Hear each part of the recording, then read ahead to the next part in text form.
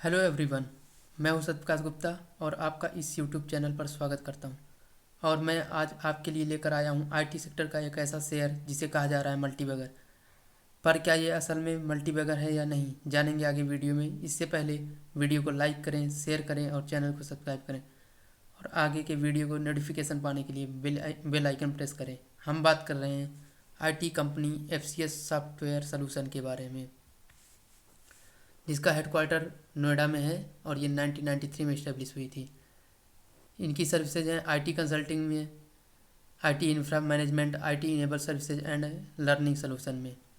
The company also lease immovable property including IT infrastructural property. इनके chairman हैं दलीप कुमार, जो कि अभी इनके मेन प्रमोटर भी हैं। और ये आईटी सेक्टर में इनका 34 साल से एक्सपीरियंस है। इनके ग्लोबल कस्टमर हैं एमसी किनसे, आईबीएम, डोमिनोज, क्रेडिट स्विस, ऐसी कंपनियां इनके कस्टमर हैं। बिजनेस सेगमेंट में इनके देख लेते हैं IT consulting and IT enable services, जिसमें इन्होंने 78% का से 50% पे आ गए हैं। 18 से 20 के कंपैरिजन में इनका रेवेन्यू डाउन हुआ है। एजुकेशनल और ई लर्निंग डिवीजन में यहाँ इनका रेवेन्यू इंक्रीज हुआ है, 23% से 27% आया है 19 से 20 के कंपैरिजन में। इंफ्रास्ट्रक्चर मैनेजमेंट में, जहाँ पे ये डाटा सेंटर्स बनाते हैं, virtualisation system and network support को प्रोवाइड करते हैं। Plug and play infrastructure providing वैन IP based wise cyber security, इसमें इनकी रेवेन्यू 18 से 23% हुई है 18 से 20 के कंपैरिजन में। रेंटल इनकम 2 करोड़ से 8 करोड़ हुआ है, जो कि इंक्रीज हुआ है 18 से 20 के कंपैरिजन में। जियोग्राफिकल सेगमेंट में इनके जो रेवेन्यू आते हैं, केवल आईटी रिलेटेड बिजनेस से इनका रेवेन्यू है जो जियोग्राफिकल बेस से है, जिसमें इंडिया से इनका रेवेन्यू 13% से 43% हुआ है 18 से 20 कंपैरिजन में। यहाँ पे इनकी रेवेन्यू बढ़ी है इंडिया में अच्छी खासी। यूएसए में वैसे ही रेवेन्यू इनकी डाउन हुई है, 87% से 57% आ गए हैं यूएसए में। इनके पास 1000 एम्प्लॉई हैं और 290 परमानेंट एम्प्लॉई हैं इसमें।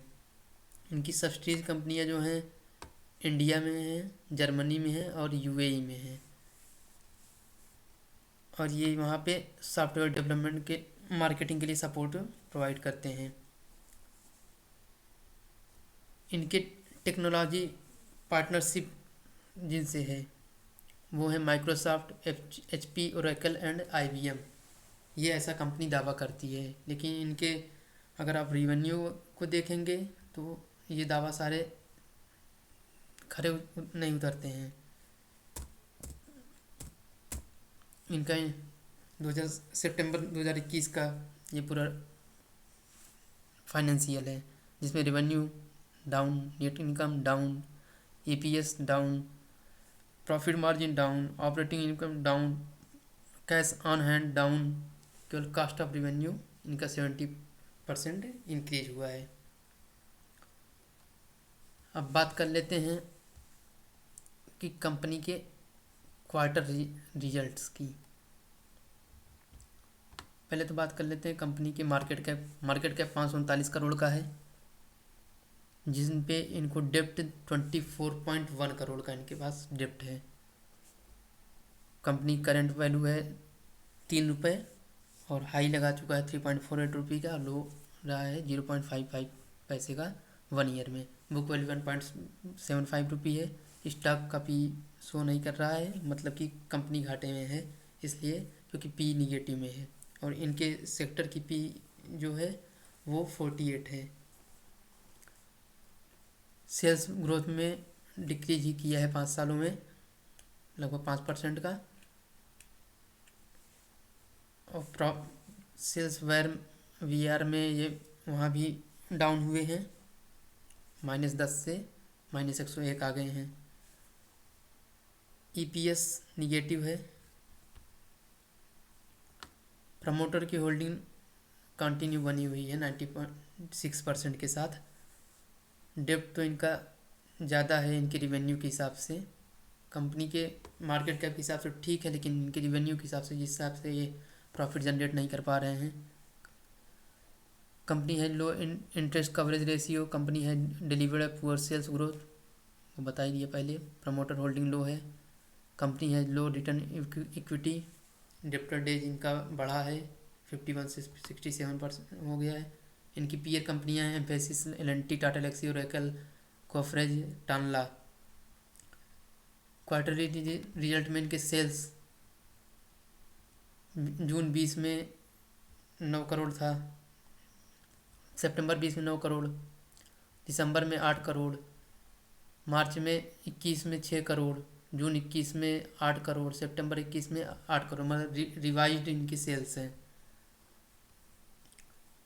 नेट प्रॉफिट इनका, नेट प्रॉफिट 2000 दिसंबर 2020 में 50 लाख का था, 21 में -15 करोड़, जून 21 में -25 लाख और सितंबर 21 में -0.2 करोड़।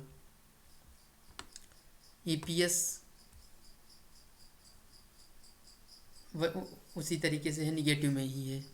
ईपीएस इनका लगातार निगेटिव में ही है। अब बात कर लेते हैं इनके एनुअल रिजल्ट के बारे में। एनुअल रिजल्ट है इनका रिवेन्यू 40, 42, 40, 36, मतलब रिवाइज रिवेन्यू है एनुअल में भी। नेट इनकम जो कि बहुत ज़्यादा फ़र्क बताता है, नेट इनकम इन्होंने सुधार किया है तो माइनस में ही, लेकिन सुधार किया है। ईपीएस में भी सुधार किया है, प्लस में आ गए हैं ईपीएस में।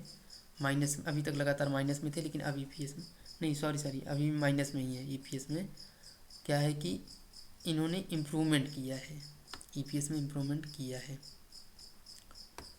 इनके बैलेंस शीट को देख लेते हैं। बैलेंस शीट में करंट असेट 20.74 करोड़ का इम्प्रूव हुआ है 20 के कंपैरिजन में। टोटल असेट 341 करोड़ 20 में था, 21 में 336 करोड़ है। लाइबिलिटी 37 से 36 डाउन किए हैं, जो सही ठीक है। असेट के हिसाब से इनकी लाइबिलिटी ठीक है। कैश फ्लो इनका देख लेते हैं, कैश फ्लो इनके पास कितना है। कैश फ्लो में जो 2020 में माइनस में थे, वहाँ प्लस में आ गए हैं। कैश फ्लो ये एक अच्छी बात होती है कंपनी के लिए, अगर कैश फ्लो प्लस में आ जाए, नो डेट फ्लैग जोन हो।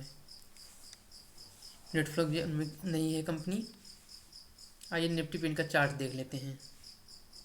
निफ्टी पे अगर इनका चार्ट देखेंगे तो ये वन मंथ के हिसाब से देखते हैं, तो 1 मंथ के हिसाब से तो चार्ट